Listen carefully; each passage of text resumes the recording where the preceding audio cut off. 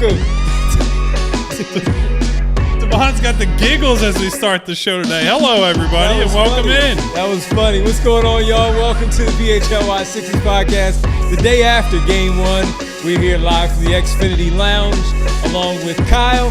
We got Derek back in the building here, Kyle. We haven't seen him in a while. He can finally do some talking, and now we can rest. We can put our feet up here on this beautiful coffee table here.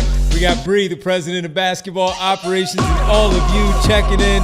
Thanks as always, really appreciate it. We are presented by Bet365, where winning is everything, and they certainly need to make some adjustments to win game number 2 and beyond to maintain a nice opportunity for them to stay in this series and give themselves a chance to win this one against the New York Knicks in this best of 7. We will get to so much more here a little bit later as we talk about the game from last night, get Derek's thoughts since he was in the building. Sucked. Okay, there you go. You got that. That was a good show, everyone. We'll see you next time. See you tomorrow, 6:30 pregame. We got the Ace Hardware temperature check a little bit later. And we also have a Future is Bright segment. We haven't had that in a while, presented by Shady Rays. I hope there's a bright future for somebody that's not wearing a Knicks uniform in this series. So we will get to those a little bit later on in the show, everybody. Kyle has some clips that we want to take a peek at, some still shots from the game last night as well. But Derek, welcome back, man, and got to get your thoughts on how things were last night. We saw it, but you were in the building, and how things were for you as you not only watched the game, but then spoke to the players post-game about what took place. Yeah, it really, really sucked. And it really is a shame because it came off as such a high, right? In terms of like games that I have been at, like, you know, you've got like Joel Embiid winning an MVP. You've got a handful of games, but this was in the pantheon of great games that I have covered over my relatively long career at this point. We don't need to go into the details. I'm a little bit sensitive about that. But it was a truly incredible, like watching Boston fans get down by 18, come all the way back, get super excited, just to have their hearts ripped out. As a lifelong Philadelphian, that really was cathartic for me. I enjoyed seeing that. So to go from that high to that low so quickly was quite the whiplash. You know, I think in the first half, you're sitting there like, man, it's only like an 8-point game. It's only a 10-point game with Maxey and Embiid playing the worst versions of themselves. And then the number just kept going up and up and up and up and up. And then by the time the end of the first half rolled around, you went, all right, maybe it's out of reach. But you were sitting there going like, everything went wrong. They have a chance to turn it around, and they just never did. And they really failed. And outside of Paul George's offense, pretty much everyone failed to some degree, whether that's the scheme, whether that's the execution, whether it's simply the shot making. It was, I think, about as bad as you could get. Obviously, not breaking any news there. It was, after all, a 39-point beatdown. You know, I think the question is, how much of that ground can you make up? I do think this is going to be a really tough matchup for a number of reasons, but, you know, I think you're going to get, if there's anything you should get from the first round of the playoffs, I don't know if they're going to be able to overcome this. Like, this is a different matchup than the Celtics. This is a different, you can't exploit the same mismatches you did against Boston. New York has specific mismatches that they can exploit that might be tougher to overcome. But you should at the very least get some optimism that, they're going to have a different game plan coming into game 2, and they're probably going to respond effort-wise because they've done that before. They've been down. They had a beatdown in game 1 against the Celtics. They were down 3-1 and came back and fought. There is a little bit of confidence that they will give you a much better version of themselves down the stretch in the series. The question is whether or not it's going to be enough to overcome. And Kyle, they've said it as much when they're down in the series. Paul George says, yeah, we're still kind of in a bit of a driver's seat here. And we're like, what? What game are you watching? Weren't you just playing in that one? What did you see that we didn't see? But to Derek's point, that's how they carried themselves through that Boston series where they felt like they were fine and things worked out in the end. But again, we saw what we saw, and we looked at a few things, and looking at how we discussed it on a post game. We didn't like a lot of things that they did last night, especially how they defended Jalen Brunson on that end of the floor. We can talk about their offense in general. As Derek pointed out, Paul George was the only one that showed up on that end. But defensively, in order for them to have a chance in this series, they have to figure out how to defend Jalen Brunson, slow him down, and cut things off right there. Yeah, and so that's kind of where my head was at last night coming into the show today is let's just look at this again and see what they did, why they struggled. And my takeaway was they tried to defend the Knicks like the Celtics. And because of Jalen Brunson, but also because of some other structural stuff, they are not the Celtics. They are a team that can hit some pressure points that the Sixers have that Boston either wasn't able to or wasn't willing to. And so, Bree, we have a bunch of screens to show today. We can start with the first set because it's the most basic one. The Sixers came out and they wanted to play drop coverage early on.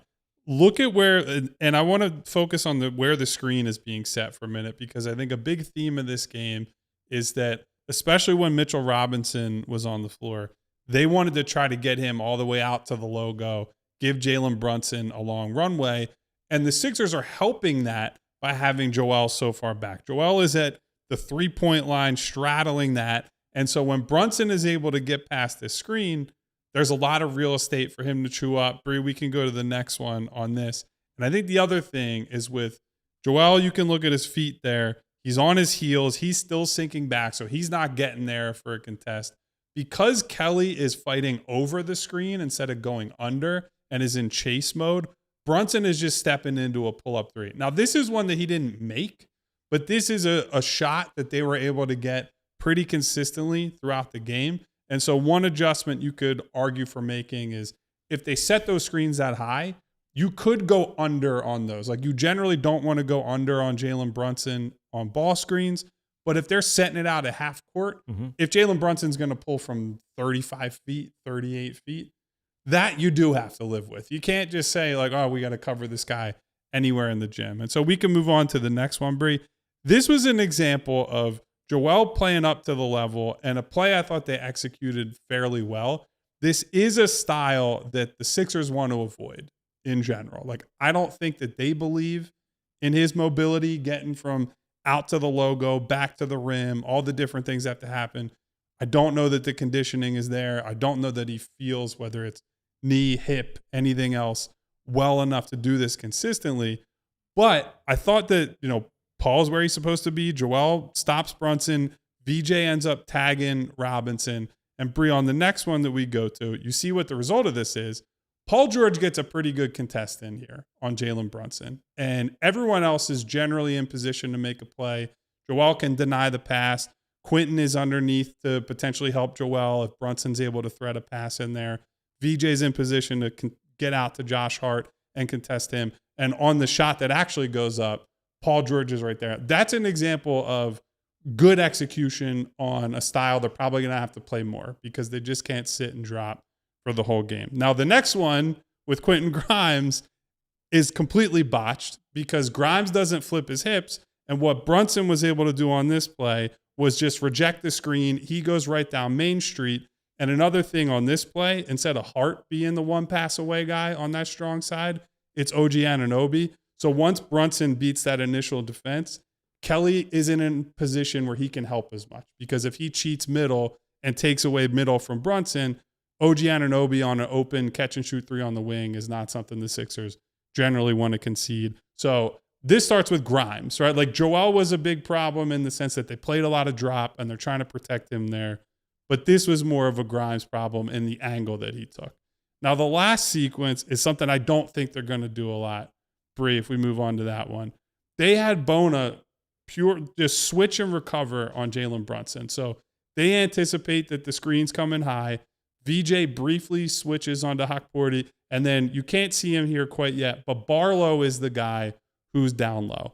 And having Barlow low, and I do think there's an opportunity to play him more minutes in this series. Yep. The advantage there is that he's got enough size that if the roller comes there and you're passing it off to him, he can get a good contest in. You're not completely drawing dead the way you would be if it's like a guard or a smaller wing. And then we can show the next one, Bree. The problem in this instance is that they're still giving Jalen Brunson way too much space. VJ, I know, is coming off of the switch, but he's got to get out to Jalen quicker. And what happens after this, Jalen gets to the elbow on the right side, rises into a mid-range jumper, and makes that shot. And there are a lot of possessions like that last night. So for me, the big theme is this.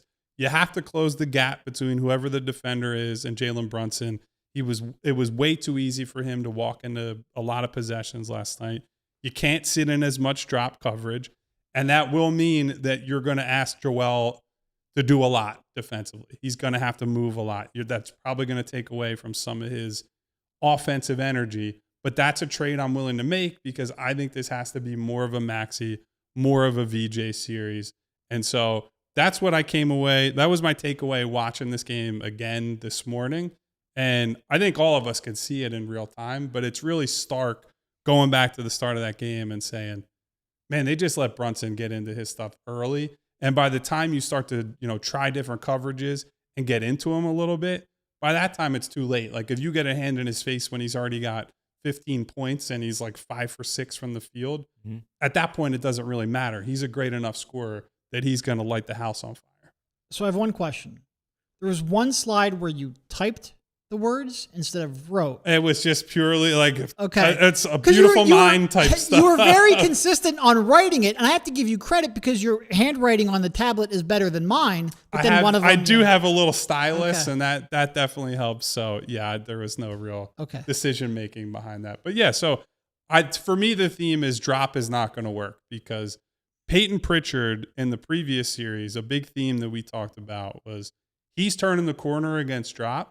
And didn't seem to want to hunt those pull-up threes coming off of screens with Joel like at the nail or even further back in some instances. If you give Brunson those shots, he's taking them, and he's going to make a lot of them. And even if he doesn't, he's also going to chew up that space between the three-point line and where Joel is, and he's very comfortable living in that mid-range area. The Knicks are not as like boomer bust, threes or nothing type of offense, and so Mike Brown, Jalen Brunson are going in there thinking, we love these shots. We'll take these shots. Whereas the Celtics, a lot of the time, almost got into their own heads and said, well, this shot's there, but that's not our shot. That's not our offense. You're playing a very different team in terms of offensive approach in this series. I do think in the regular season, obviously they came into last night and they said, all right, well, VJ and Kelly and Quentin, like you've got to get through screens. And I think in the regular season, they did a reasonable job of that. And last night, they got absolutely obliterated. Like Kelly ran into every screen that they set. If they're going to play drop, your perimeter defenders have to do a much better job of fighting through it and staying skinny on that screen. And they just did a horrible individual job. I think the scheme is certainly problematic. Probably can work if you have the right defenders and if they get through the screens well enough. But it was bad scheme and bad execution. And how much of that do you put on what a lot of people were talking about? Great breakdown from Kyle, but also just looking at where a lot of people were discussing how fatigued they were. When you were around them, how much could you tell maybe they are a bit of a step behind? Oh, I think I saw and had tip to Justin in our Discord pointed this out. I went back and I looked at it. Teams that win on the road in Game 7 over the last 25 years and have to play a Game 1 on the road the following series lose 70% of the time. Like, it's overwhelming. I think it's undeniable that the Sixers were at a pretty significant rest disadvantage. And the Sixers are probably pretty uniquely positioned to not overcome that rest disadvantage because that was the first time Joel Embiid has played 6 consecutive games in 3 years. Because you have... That's crazy. It's crazy. And plus you have, basically a 4-man rotation, which doesn't work on a basketball court. You need 5, but with Kelly playing so inconsistent on offense and with Grimes playing so just inconsistent overall, and I thought last night was one of his worst defensive games of the season, you really only have 4 players that you can rely on. Like I said, one of them has not played this much basketball consecutively in 3 years. One of them just turned 36. The other one is a rookie, and Tyrese Maxey was probably worst of them all. So you just don't have very much depth to overcome a rest disadvantage. You certainly have less depth than the New York Knicks, and I think that all combined to make the worst version of that game that you could possibly have. So yeah, I do think, and Nick talked about it before the game. Nick was like, "No, we think we can be fine. We think we can overcome through it." And after the game, he's like, "Yeah, you don't want to go into the game thinking you have no chance, but like we knew it was probably going to be a factor, and I certainly think it was a significant factor." Yeah, no, but just with the breakdown that you just laid out there, it's seeing that stuff lay out the way that it did last night, talking through it, of course, seeing some more clips this morning, and then showing me what you were going to talk about here, and just way too much. And we've all seen it. We've seen Jalen Brunson play for a long time to know that if you give him any NBA player, but him in particular, if you give him any kind of space like that, and not get physical with them. Let them just walk right into those shots where we talk about on transition where we see guys just walk into threes. These are half-court shots that they're just walking into, Jalen Brunson in particular, that you cannot allow him to do. So even when you do play him well, you shake his hand. He made a tough shot. He creates the space with a little bump with his left shoulder to get the shot that he wants from that elbow. But then coming off of those screens and all, they have to communicate better. So when that drop is there, the way that Kyle is talking about that drop, we were saying it in the moment. You have to push up a little bit further when he is the one. Peyton Pritchard is not starting. Right, there are levels to drop. It's not just like you're either at the rim or you're at the level. There's a wide gap in there. And look, Peyton Pritchard is not starting.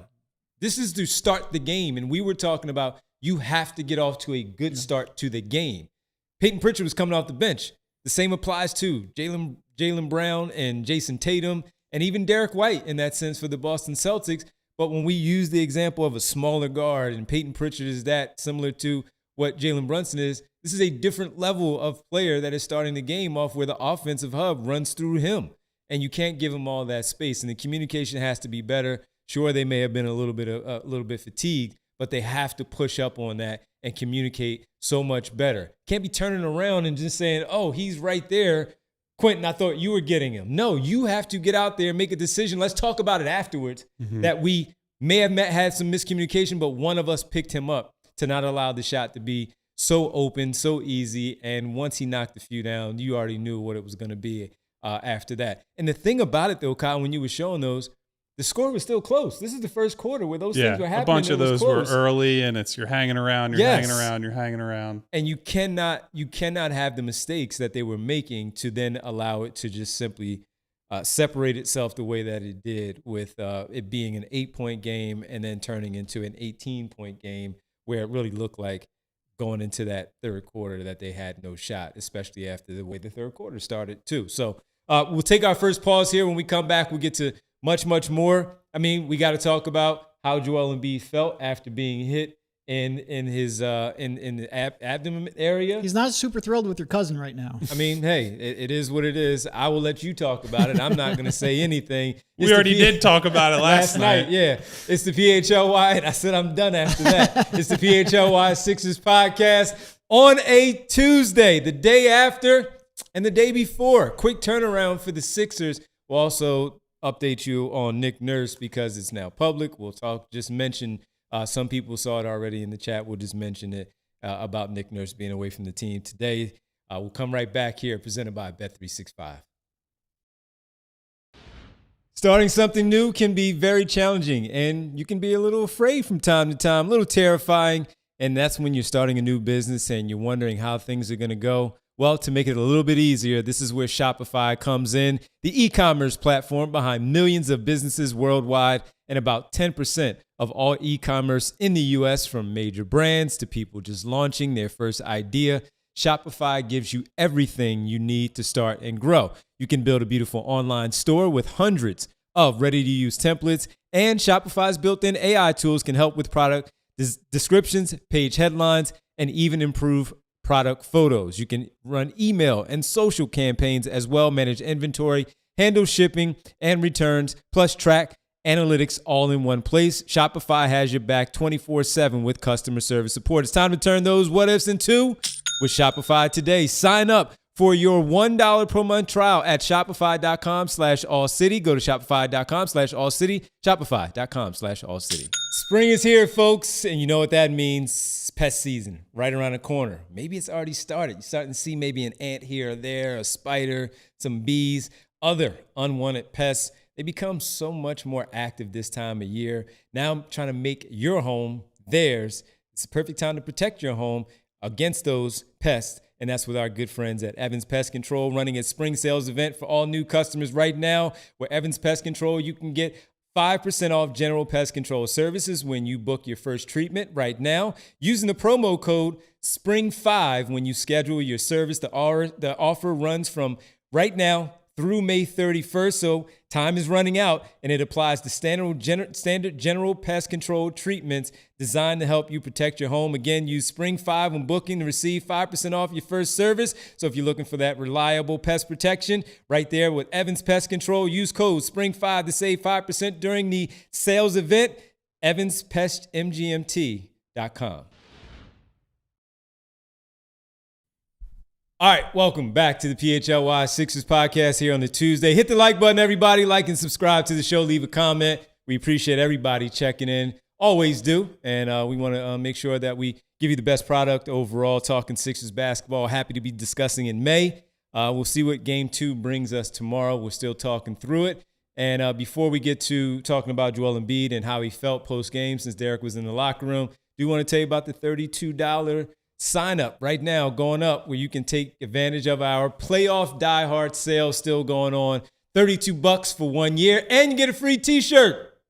Go take advantage of it. Great written content on the Sixers from these guys right here, Derek and Kyle on the Flyers down 2-0 back on the ice on Thursday at home. Lost in overtime. That was a tough one. Make sure you read Charlie O'Connor on the Birds. So much going on there. Everybody's trying to wait and find out how this A.J. Brown resolution is going to play out. Well, you got to make sure you read E.J., Fran, Bo, and Les on all of that. And the Phillies, the Don Mattingly era is already underway, and they've only lost once. How about that? So make sure you read it all. I've been giving Sixers Adem lots of grief about that. 'Cause he's like, it's not going to matter when they fire the manager. Make sure you showed check it you, all buddy, out at allphly.com. Get a free T-shirt, and maybe you want to get one of the new T-shirts that we have. VJ Edgecombe, his signature. Hang on the rim after he dunks. Big Guard University for Joel Embiid, all at allphly.com and our merch store as well. All right, let's get to the Ace Hardware temperature check presented by Ace Hardware Home Services, where you can get started on your next project, acehardwarehomeservices.com. Derek, so much is being talked about Joel Embiid getting hit in the gut there on a screen. And of course, Sixer fans not happy, Knicks fans defending him. How did he seem once you finally got to talk to him about? We all saw the clip of what he said, but how did he seem like he felt? And if you didn't see a clip, we do have it up on our Twitter at PHLY_Sixers. You can get his full answer there, so you get the full context. And it's not like he went out of his way to bring it up. Like he was directly asked about it and then started talking about it. So I think that's important to note as well. But he came out and he basically said, like, I don't know if it was a dirty knot, but I felt like it was unnecessary. And that's pretty much a paraphrasing of what he said. He felt like it was after the play, that Mikal didn't need to run into him the way that he did, that he could have avoided him, that he was nowhere near Maxey at that point anyway. And that if, that's the way they're going to play, then their Sixers are going to return the favor. So he basically said, like, look, I thought it was unnecessary. We got to play a little more physical going down the line. I don't think it's necessarily like I said, he specifically said, like, I don't know if it was dirty or not. So I don't think he's completely calling your cousin out. I think it's also fair to say he's probably not happy with him at this point. But it is what it is. And quite frankly, like, look, don't know Mikal personally. Know some of his family members. They're a little up and down. As I say, I don't know how if I can vouch for him based on my interaction with his family members. But I'm not one who generally reads into motives, especially when you didn't get a chance to talk to him, and I did not get a chance to run into the Knicks locker room last night. So I will give him the benefit of the doubt on that one and say that he was playing hard and he ended up hitting a sore spot with Joel, a literal sore spot. Yeah, look, I said it's going to be hard not to talk about things. And of course, I'm not bringing these things up when it comes to Mikal. Obviously, I didn't think it was a dirty play because I would have said so if I thought it was a dirty play. And I think these guys and Bree know me well enough. I think most of you know me well enough to know that I would bring it up if I thought it was a dirty play and say that, that was not necessary. Joel Embiid set a screen. Mikal ran into him. Well, I don't know what people want. Yeah. And Mikal didn't, if you watch it, he didn't put his forearm. He didn't do anything that would look at as without having to be reviewed on the film on the scorers table and back in Secaucus. I didn't see anything hostile with it. He was running to it, and also just because I watched the play, when Joel gave the ball to Tyrese, he then stepped over. He didn't stand still, and Mikal ran into him. He stepped into Mikal's running path, and that's how it was. And he peeled off, and he found VJ Edgecombe. So that was my thing. And I would say if it was, Mikal doesn't need me to defend him. Joel and Mikal know each other pretty well. That's why I think Joel said, I don't think it was dirty, because that's what it was. But that said, I will say this because, some people are going to say stuff in the chat, and I don't care. I mean, this is his job. So he is a public figure playing in the NBA on a big stage. People are not going to be happy, especially when you're playing your team. I understand that, and I'm fine with that. As long as you're not saying that he's a dirty player and all this stuff and start getting out of hand with how you're talking about him, then, I'm cool with it. It is what it is. But don't think I'm not going to sit here and if somebody says something out of pocket that I'm not going to say something back. And then it's not, oh, you're on camera and you're saying this you wouldn't say. I would say it too. I don't care. We're not in overtime. So, yeah, that's just where it's going to be. So I see my guy Blev. I said something to him already on Twitter, saying a few things about him in the chat. Blev, let's just keep it basketball, man, and we're all good. As long as it's basketball, I'm cool. If it's not basketball and it gets a little sideways, then we can have a conversation about it then. But it was basketball. That's my thoughts. I would expect a member of the Givens crime family to have his back. Absolutely. Yeah. Absolutely. You come no to question me on the about day it. of my cousin's wedding. so yeah, it's cool. But, there you go. Ace Hardware temperature check. Thanks, Ace Hardware. Go to acehardwarehomeservices.com to get started on your next project. I'm sure Ace wanted that one. So I think my take on this whole thing is it's a great example of like stuff happens during basketball games and maybe you shouldn't spend 2 years crying about it after a playoff series. I mean, I will say, like, it's unfortunate that he had, like, the surgery was an organ in his midsection, because it's almost impossible to go through a series and not get hit in the midsection. We said that when it was happening in Boston, whatever it was. And also against Orlando, when we were like, if he's going to come back and play early, man, this is a physical game. These things are going to happen. And that's what, like, to me, it's like you got to play, it's got to be a physical game. Our whole theme, I think, of our show last night, Devon, was it's not, hey, the Sixers need to go take runs at people because Mikal ran into Joel Embiid. It's they need to play more physical on defense. Like the drop coverage, playing 10 feet off of guys in ball screens. You got to get into people. Like one of the things I think was really disappointing on the Sixers end was like VJ didn't make himself felt defensively when he's chasing Brunson around. Kelly Oubre didn't make himself felt defensively when he's guarding Jalen Brunson. Paul George, like run through the list. None of these guys impose their will in that way. And if you're not going to do that, New York is a skilled enough team that they're going to take it to you. Like they'll get into their stuff. Brunson's going to get to his mid-range in the pull-up three. They're going to put you in rotation. If you try to help on him, and I do think that was a big problem in the second quarter onward, was a little bit more over-helping, getting away from what I think worked with the staying home and preventing threes, rebounding better at the end of the Celtics series. And because of that, you turn into, hey, here's an offensive rebound. That turns into a Brunson three. That turns into a Bridges three, whatever it might be. And so you got to match this moment, right? Like we can all sit here and say, hey, great job in the Celtics series. Really inspiring comeback. Joel put on like a great performance for a guy coming back from appendicitis. Maxey closed it out, blah, blah, blah, blah, blah. But all that's done now. That win counts, and that win means something for your psyche, and you get out of the first round, but it doesn't matter anymore. So now you have to bring the same mentality, same tactics, same approach into this series. And so we're all still waiting for, I said to Devon last night, Derek, to me, it's like you didn't even play a game one because there wasn't it was such a beatdown that there were no real adjustments. You're at the point where you're like, I don't want to make an adjustment because you don't want to tip your hand in a game that you can't come back from. Yeah, Nurse called off the dogs with like half of the third quarter still left. Basically said like, this game's done. The rest is more valuable. And I think he was right to do so. Like I thought it was very clear that game was done. You try to change it up and see if, VJ and some bench guys can go on a run. And when they didn't, it turns into Trendon Watford time and Dalen Terry and even Janai Broom got minutes at the end. I don't know if you were even still watching the game at that point, if you're trying to get ready for the press conferences, but Well, he was actually trying to bring in Dale and Terry in the first half when it was still a game because he was going to use them to foul Mitch, but they took Mitch off the court. Yeah. Instead of Justin Edwards. Yeah. Cool, because Justin burned through 2 of them in 30 seconds. Yeah. And look, anyone getting on Devon, like you want somebody who's going to be loyal, like Devon is to Mikhail, because quite frankly, even in my position, like someday day may never come. I might need a favor from you.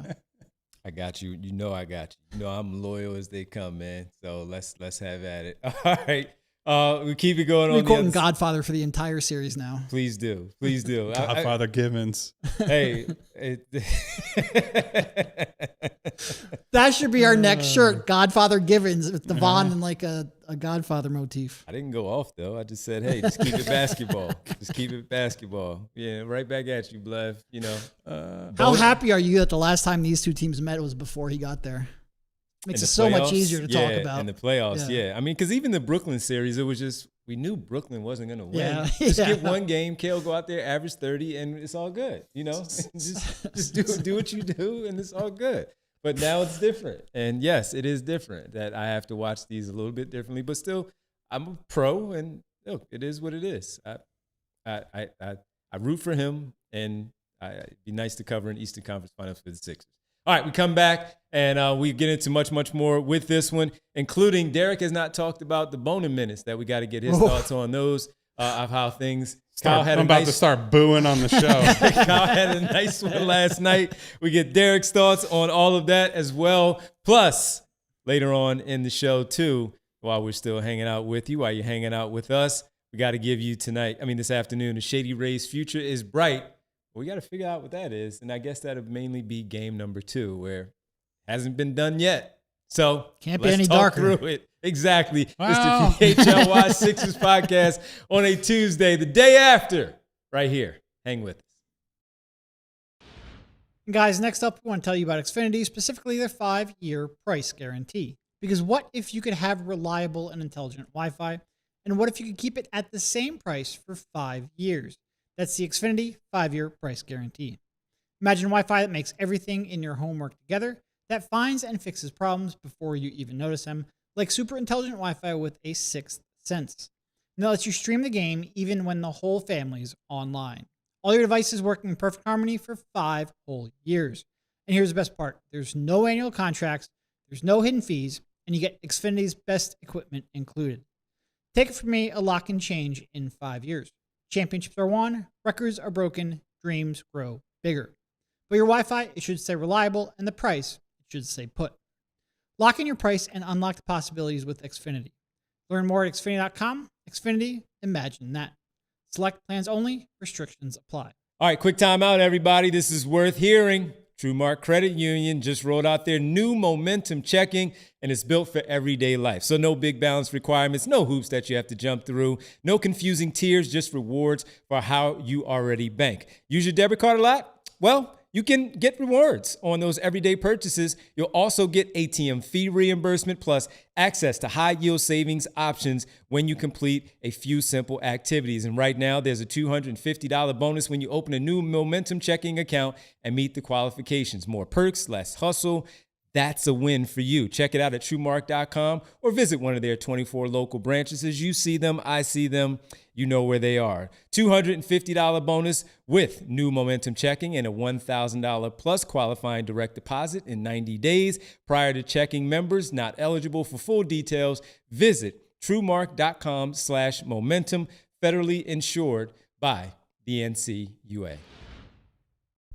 We're back here on the PHLY Sixers podcast on a Tuesday where we have to get Derek's thoughts on the, before we get to the futures, right? We got to get Derek's thoughts on Kyle's favorite subject last night, Adem Bona, 3 minutes, 57 seconds, 47 something. 47 seconds, I believe. When we know exactly how many seconds you played, that is not a good sign. 5 fouls on the night. Only saved from a foul out by being subbed out by Nurse. Well, you might as well let him pure foul out rage. at that point. Yeah. I don't want to spend more time talking about this than he spent on the court, so I feel like I got to be quick. 357. All right, you have until about 37 minutes. And first of all, I didn't even see all of his fouls because I looked down, started taking some notes, and he'd already committed the foul by the time I looked up. So I'm going to miss some of them. The ones that get me, I think, are the ones when he is trying to pressure the ball handler 35 feet away from the rim because he's capable of it. He moves his feet well. He just always extends himself out 1 or 2 steps too far. Drives me insane. It is one where like I really wish that he could be playable in a series because quite frankly, you can't have Drummond defending Cat. That's a recipe for disaster. And I think like I might at the point go Barlow maybe as a little small ball 5 when Cat's in there and Embiid's not, just because I don't want Drummond out there and Bona is going to foul 14 times in 6 minutes. So even though it's illegal, he'll still find a way. He'll foul from the bench. So you almost have to try Barlow just because you're out of options. But man, this team would be so much more complete if Bona A, had functional hands, and B, just didn't make so many mistakes, because he really does. Like, there were points in that series against the Celtics where he made a real impact, where he was clearly outplaying Andre Drummond. You just can't trust him enough to put him in these situations. It drives me nuts. It's a real shame because I do think a more athletic, switchable, like can play up to the level type lineup is part of what you need right now, especially when you don't have a guy like Joel on the floor who can potentially captain the offense the way that he can.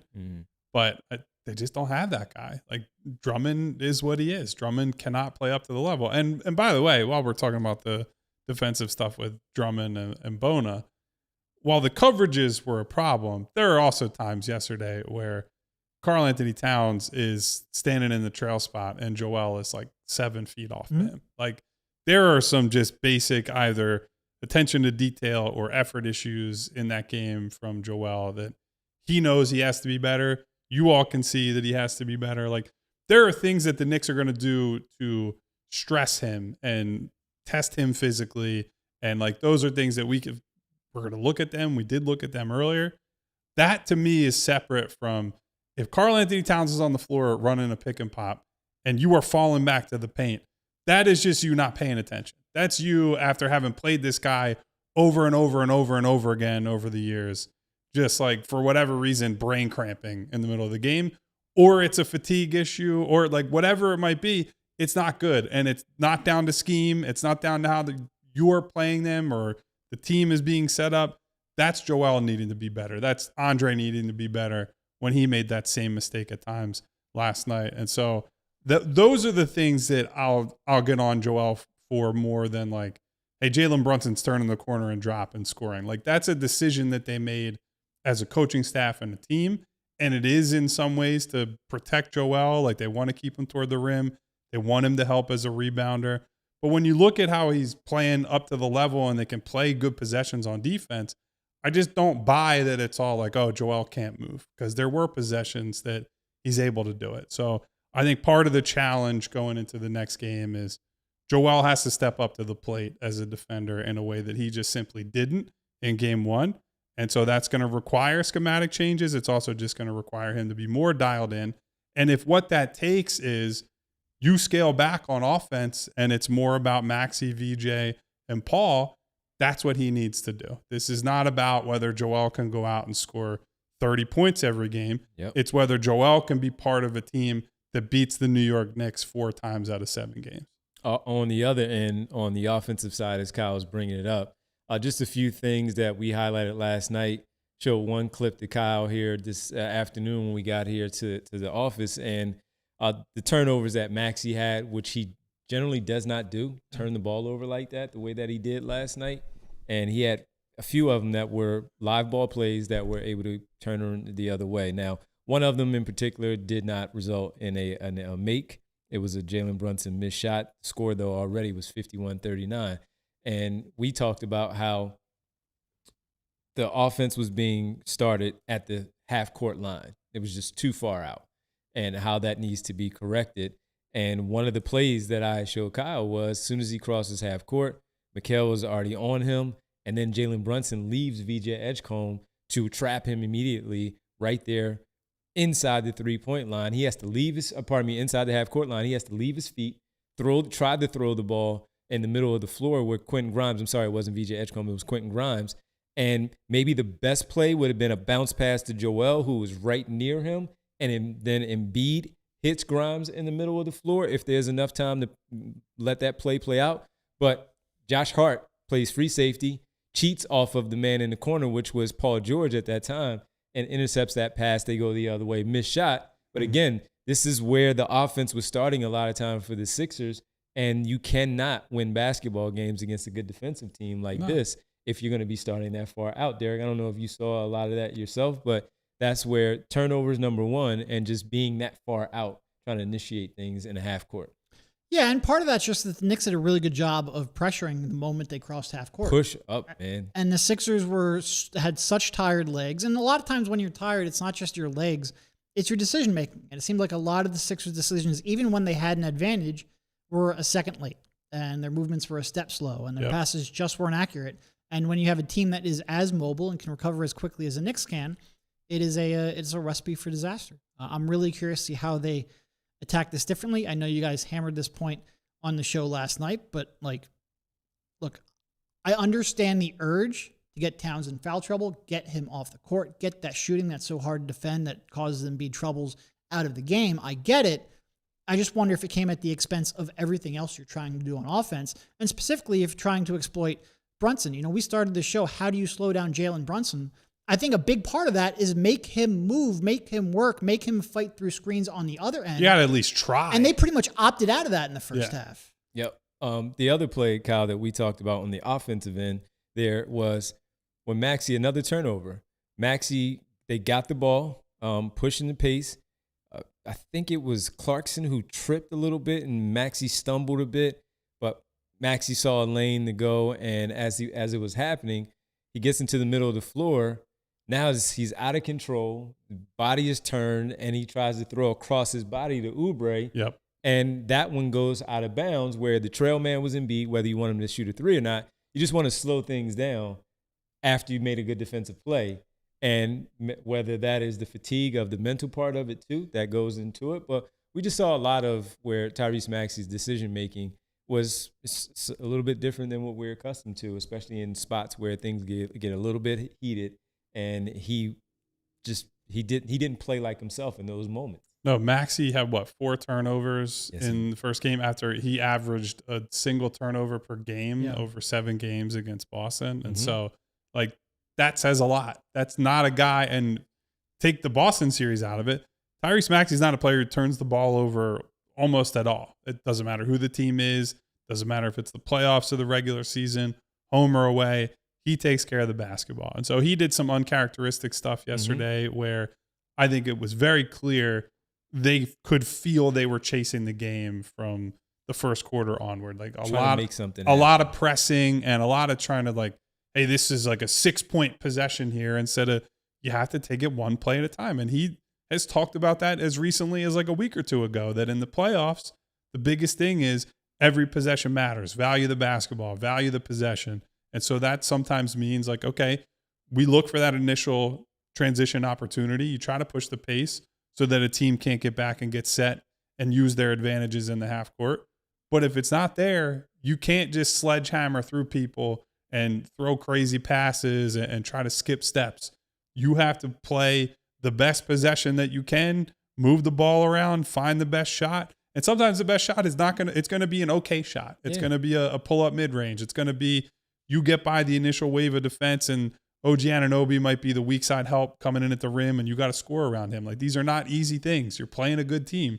So focus on the details. Focus on caring for the basketball is a big, big thing right now. And normally that's not even a thing we have to think about, but last night was just, we said it 100 times, but it was bad on every level. And so the good news is you can get better. Basically every single component of your game on both ends of the floor can and should improve in the next game.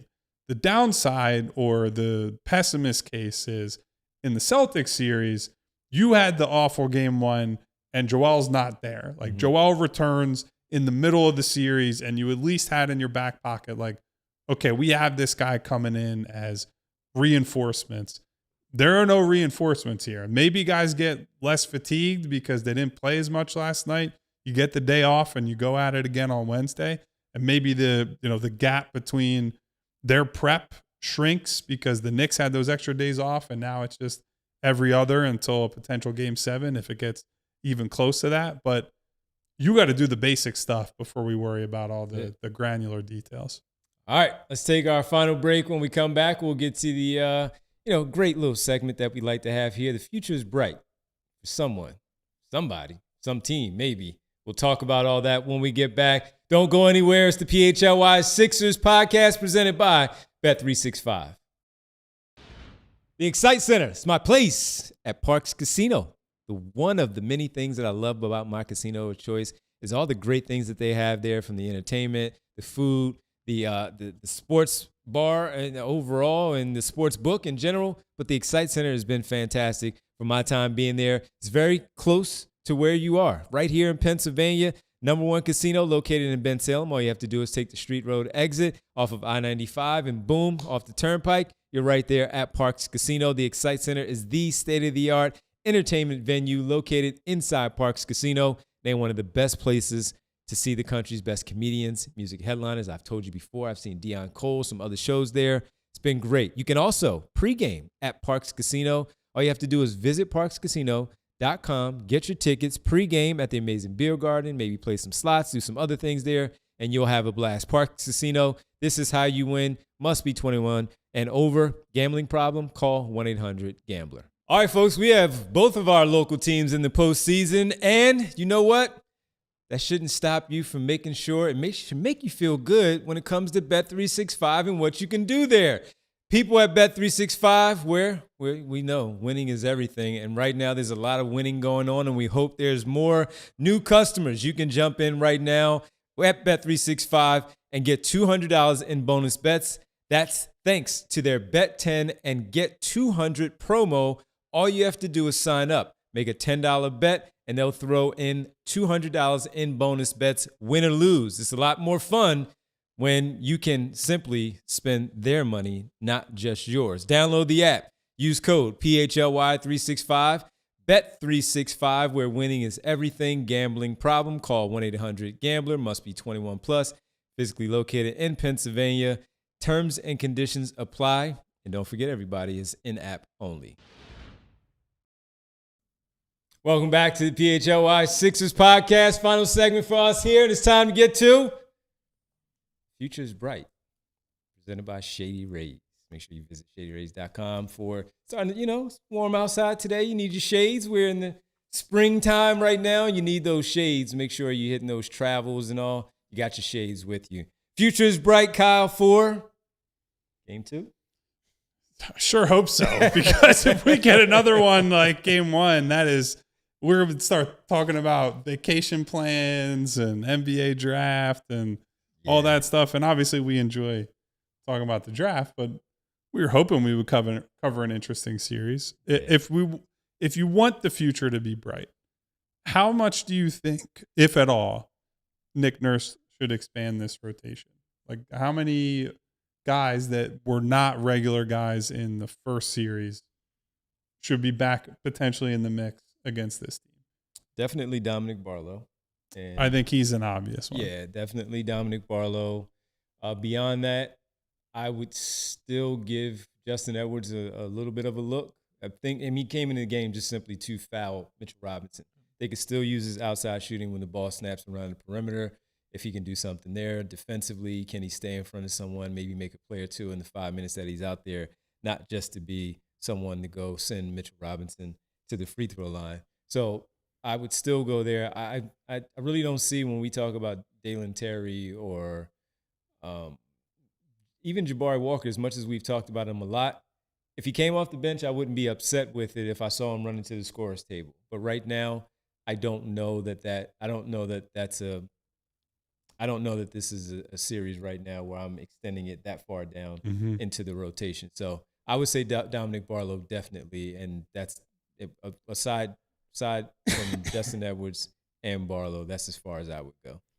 Yeah, I wouldn't completely hate Jabari, but he hasn't played basketball in 2 months. That's why I said if he runs to the scorer's table, I mean, cool. And that's the downside of shortening the rotation to the degree that they did late in the year, is how do you ask any of these guys who are more of the deep bench guys to all of a sudden just come out of the woodwork and hey, you're playing 15 minutes in Game 2 or Game 3 or whenever it would be? Well, and it's also the downside of not believing in your team enough to convince the owner to go out and pay the luxury. Oh, here we go. tax. We need the quack sound effect somewhere. But like, Actually, I think we should just start showing Ayo Desumu every time oh God, Derek says that. you're gonna and break just my heart. Put him up He on hasn't the even screen. played their last No. couple games. That's the crazy part. He's been hurt. But they also wouldn't be where they are if he hadn't played the previous games. So it's true. No, I mean, look, it's like you're getting a run that you didn't expect and winning a first round series you didn't expect, and you're in a really tough fight. And outside of your top four, you just don't have the horses to really make things difficult for the Knicks in terms of strategic decisions. I'm not saying they can't make it difficult for the Knicks, but it'll come almost entirely if you're a top heavy top four. How did you feel though before? Because we haven't talked to you, so how did you feel? 2-2 series that they had during the regular season. Some guys in and out. Embiid misses 2. Paul George misses 1. When we talk about Boston and New York and Detroit of where the Sixers were, and we discussed the tiers, how did you feel though that they matched up against them before Game 1? Just how they matched up against them. Yeah, I mean, I think it's tough because New York doesn't have a guy that you can hide Embiid on and let him roam off of. Like, they have a lot of shooting pretty much up and down the roster outside of Mitch. So I think that was always going to be tough. I still wonder, as good as Hart is and how much he's improved, I wonder if you don't stick Embiid on there just so you're not involved in the primary action as much as you currently are. But it's a tough matchup, I think, for that. It's a tough matchup because of the rebounding. It's a tough matchup because of how they get out on the break. You know, I think one of the things that Boston, you benefited from is Boston doesn't push the pace like that. Like, yeah, they're really tough in terms of their floor spacing. They're really tough on their offensive rebounding, but they don't push the pace like the Knicks do, especially off of turnovers and rebounds. So I think it's going to be tough. You know, if you're going to win, you've got to exploit the mismatches that you have. And in Game 1, it seemed like they were just laser focused on trying to pretend that the mismatches you had were the same ones you had against Vucevic, and it's just not. Like, you need to get Brunson defending on the perimeter. You need to get Towns defending in space, and hopefully they do a better job of that. So I think the Sixers, look, I worry a little bit about how condensed this schedule is. I don't think that favors the Sixers, both because of Embiid and because of their lack of depth. I do think they have enough top-end talent where they can make it interesting, but you've got to win the margins, and they got their doors blown off on the margins in Game 1. Yeah. I think one of the things so we talked in the pregame last night about the give and take with the Cat matchup, because obviously in one-on-one battle, Joel's been able to get him in foul trouble, score on him historically. The problem is on the other end, if you compare this to the 2024 series, Joel wasn't having to come out all that high and, play out to the 3-point line because neither Hartenstein or Mitchell Robinson are guys who are going to take or make threes. Like, Hartenstein had the, 12-foot push shot that he killed them with for a lot of that series, but it's a completely different scheme and a completely different level of responsibility that you have to get out there to Cat. And if you're out there and you're covering him, there's just acres of space behind you, and it puts a lot more pressure on everybody else to guard the yard, hold up in one-on-one. And like, OG has been great in these playoffs. Like, it's just killed Atlanta and got off to a great start last night, both as a on-ball guy and out of those flex cuts and, screens for him to just sneak in the back door, right? So, like, that's a big problem for you. And you can't get so trapped in, okay, maybe Joel does have a game where he scores 35 points and just cooks Cat. But is that all you're doing? Like, is everyone else just kind of hanging out? Is this just a one-on-one, like Joel goes crazy, but the matchups just kind of stand around elsewhere and you're not making Brunson work? You're not making OG fight through screens. You're not making McHale fight through screens. Like, I think the Knicks will take that. I think a lot of teams that are at this level would take that. They'll say, great, big fella's going to score 35, 40 points, shoot a million free throws, all that. But if the team offense isn't good enough, it just doesn't matter. And so they have to get into more diverse stuff early in the game, play through multiple people at a time, use Paul George, use VJ at the point of attack, make sure that Brunson is not just standing in the corner with Kelly Oubre. Like, hit them in different ways, because when you turn it into, it's not only the same guy, but from the same floor spot with the same spacing every single possession for like 3/4 of the first quarter.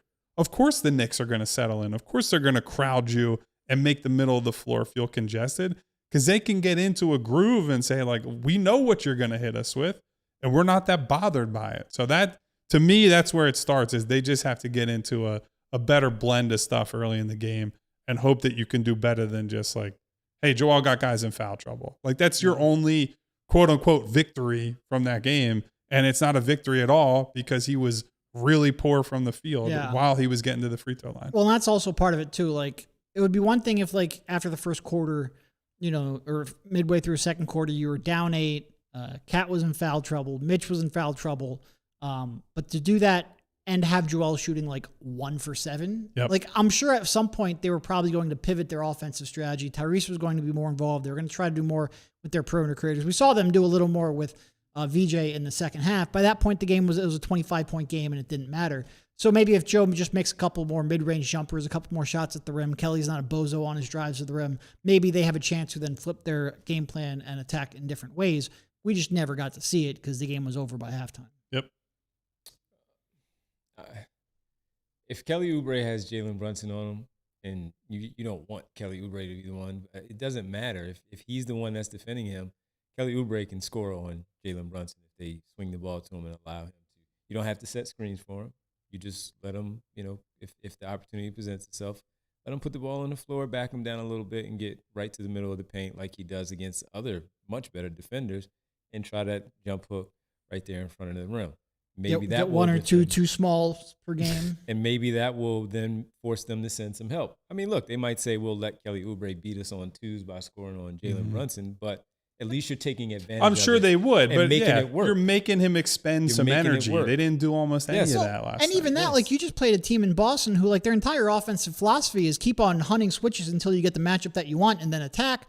You can get Brunson to switch off onto somebody else if you try hard enough, and they just didn't. It's really weird.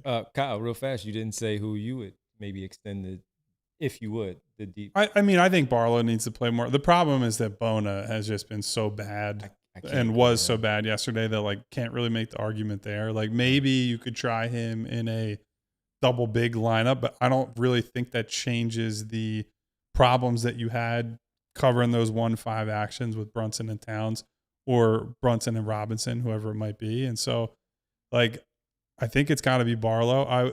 I would maybe consider Jabari Walker, but again, he's more of a, like, maybe he helps rebound against when the Knicks go 2 bigs and play Robinson and Towns, because they mash teams on the glass when they play those two together, and maybe he can help you there. But problem is they only really have 7-ish guys who you're actually confident in this series.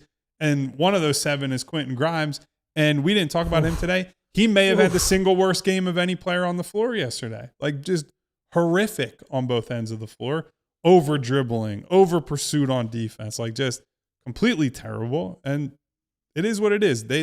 Your roster's not changing right now. And so your stars have to play like stars. Their stars were not even close to good enough yesterday. Neither were the coverages. And if neither of those things changes, this will be a very short series. I would hope that those things do change and it gets more interesting, but we got to wait and see. Call those Andre Drummond plays to the corner, put the ball on the floor, go to the basket again. I can only imagine the noise that Derek made. It was hilarious, man. The game was already out of hand, so we just started laughing. He took like 4 or 5 dribbles on the one. It was unbelievable. Splitting the defenders on the spin and all, and everybody saw it. We're going to overtime, everybody. Thanks for hanging out here as we are presented there for the Futures Bright segment by Shady Rays, and we thank you all for checking in. Make sure you check out ShadyRays.com. On the television side, we'll see you tomorrow at 6:30 for the pregame coverage. Game 2, Sixers Knicks. Head on over to allphly.com for the remainder of the show. Yes. Fun times there. I wish Marshawn Beauchamp was actually available to play, and that would be nice. That would probably extend some minutes to him to see if he can at least stay in front of. And even then, that's like a boy. Yeah. You're thinking about playing Marshawn Beauchamp in the second round. Hey, man, go have a Terrence Shannon game for me, man. I need one. Go get me one. Need one of those. Oh, man. Yeah. And also, for people who don't know, it was reported by Gina Mizell of Inquirer.com that head coach Nick Nurse was away from the team today on their day off at the funeral services for his brother who passed away. And Nick Nurse, I believe it was the day before Game 6. Yep. He Last passed Wednesday. away. Yep. Yeah. Yep. So we had heard about it, I believe, yesterday. Weren't going to bring it up proactively, but now that it's kind of out there and people are aware of it, obviously we all would like to send our condolences to Nick's family of his brother. Like a really tough thing to go through at any time, let alone when you're in the middle of the playoffs. And so hopefully he's able to find some closure, spend some time with his family today, and focus on that and not the basketball for a little bit. Yep. And then if he needs the basketball as a distraction, because sometimes you want to come back, control what you can control because you can't do anything about the things you can't. Mm-hmm. Hopefully basketball can be a distraction too. And obviously all of our hearts go out for him. That's really tough. Absolutely. So wanted to let everybody know about that as we talk so much about so many things with basketball, and then the life actually happens within, the basketball part, and you want to make sure you acknowledge that. So condolences to Nick Nurse and his family for their loss. So, all right, let's get ready to get out of here on this. Well, first, before we just real fast, Derek, just to go back to the basketball briefly, since you won't be here with us, you'll be back in New York. Yeah, it fucking sucked. There, I can say that now. There you go. Well, how about game 2? Will that fucking suck too? Yeah, it could. You never know. Wow, back-to-back F-bombs, and they weren't from me. Upset alert. How many times has Devon dropped an F-bomb on the show? I feel We like got a let's fucking go from Devon on Okay. post-game after Game 7. That was fun. I had to get that off my chest from earlier when we weren't in overtime. Yeah. No, I mean, look, I do think this is such a weird team, right? Because they just had one of their best playoff victories in decades, and they were blown out by 30-plus points in 2 of those games, to the point where, like, if you watch some of those post-game shows, it was pretty down in here from your hosts and from the people in the chat as well. So they're a really weird team where, like, they come out and just play absolutely incredible basketball in Game 2, and next thing you know, you're going back to the Xfinity Mobile Arena, tied 1-1, and with a lot of optimism. We spent a lot of time in this show, I feel like, talking about why the Knicks are a bit of a tough matchup for the Sixers. I do believe that. Like, they're going to have to play at the top of their game to have a chance, but they are capable of coming out and playing significantly better. That is I know there's a lot of Knicks fans in here, so I'm really reluctant to say this. That's a tough environment to play in. Like, they're very loud. They're very passionate about their team, but Boston was an incredibly tough, equally tough environment to play in as well. And they took 3 games in there, including a Game 7. And like I said, including a Game 7 where Boston had come back from all the way down from 18 down, cut it to 1, and had a chance, multiple chances to take a lead. So I give the Sixers a lot of credit for their perseverance in the last series. I hope that we see it here from Game 2. I do think Nick and the coaching staff are going to have some adjustments. If they come out with the exact same scheme on both sides of the floor, I will be absolutely stunned. And we'll see whether or not they have something up their sleeve. We've seen them make adjustments before. Game 1, blown out, they win Game 2. Game 4 at home, blown out, they win Game 5 on the road, and then went on to overall win 3 games in a row to get to this spot where they are facing New York in round 2 in the semifinals. So adjustments need to be made. We talked about some that we thought, and I'm sure that the other coaches that are right now in New York are going over some film as we speak to try to figure out some ways to get them some easier looks offensively and certainly improve their defense to give them a better chance in game number 2. We've seen some really good games between these guys, Kyle, during the regular season. I know it's just the regular season opposed to the postseason. It's a different season now, but we did see them have some success against the New York Knicks earlier in the year, and I wonder if they do maybe take a peek at some of the things that work there to see if they can incorporate it back into this series. Yeah. So. By the way, the series from 2 years ago, like, I know they lost in 6, but I think the point differential was like 1, like a single point in the Knicks' favor. Like, that was a really close series. So I don't expect the Sixers to roll over here. I do expect a response. I hope so, because I don't want to watch. I don't want to watch 3 more of those games for sure. Yeah, boy, that would be boring, and it'll make for boring shows too. Like, hey, they got their asses kicked. Yeah, that's an hour worth of content. I'm not even sure if I have a note in my notes from after like 8 minutes left in the third quarter. No, There's nothing to analyze. At a certain point, it's just we're on to the next one. And the Drummond post up was my my off ramp last night. It wasn't trending. Wow. I mean, there were multiple off ramps. I got you. Who was that on him? Was it Clarkson? Yeah. Yeah. Well, it was Shamet on the post up. It was Clarkson who ripped him up top, which is like, Right. how you getting ripped by Jordan Clarkson? Like, I don't know if that's ever happened in the history of basketball. To anyone. Super chat from Steve Knowles here, jumping in. Everyone not named Kyle Cusson deserves a super chat. Look at that. Steve, thank you. And then I, of course, cursed right after that. So thank you, Steve. Thank you, Steve, for the super chat. It's probably time to get out of here. Yeah, by the way. And Steve can get our first part of the roll call today. So thank you to Steve for that super chat. We didn't have any other super chats, did we, Bree? So thank you to Steve. Thank you to Chris Blaylock, 3-time Aqua Giraffe was here today. Aqua. I can't tell if Bree just coughed, laughed, or both. Phi Chi, Jesse Bond, darkness in the building. Turn the lights down for, apparently based on this back and forth that Kyle shared with us, Draymond Green got cooked. We got to go find out. I'm going to have about to go that. watch that one. So turn the lights John Peace. John.